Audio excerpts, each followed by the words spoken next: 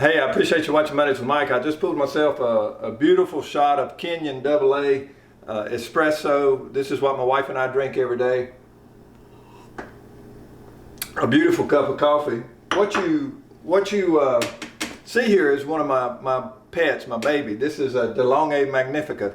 And when you deal with pulling espresso shots, the more expensive the machine, the higher quality you get regarding the consistency of what each component does. And you want a consistent cup of coffee, you got to have consistent components.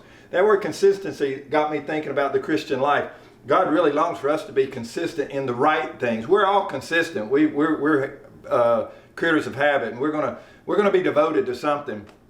And the Bible actually uses the word constant in the same way it uses the word devoted. You are devoted to things, and you need to make sure that the right things. The word constant is used in relation to prayer with the local church. Before the church was born in Acts 1, the disciples were devoted to praying. Then when the church was birthed, in Acts chapter 2, we see that they were devoted to the purposes of the church. In Acts 2:42 and following, hey, the whole group devoted themselves to the apostles' teaching, to the fellowship, to the breaking of bread. They were devoted to all the things that the purpose of the church is. And then later on in the book of Acts, they're continuing to devote themselves in prayer.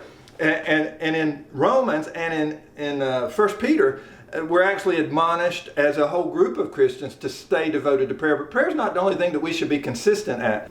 1 Peter 4:8 uses the exact same concept, a different word, actually a unique word to 1 Peter 4:8. It's the only place it's used, but it's the exact same idea. It says, above all, keep on loving one another earnestly, since love covers a multitude of sin. And one translation actually translates that, be constant in your love for one another. Keep on loving one another.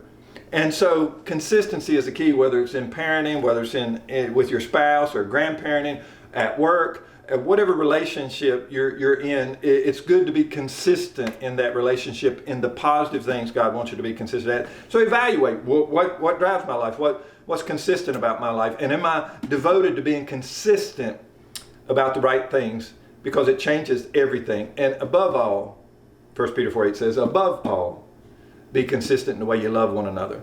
I appreciate you watching Mondays with Mike. Never forget you're greatly loved. And what I'd love to do is have a cup of coffee with you. So I'm about to pull you a shot. I'll see you next week.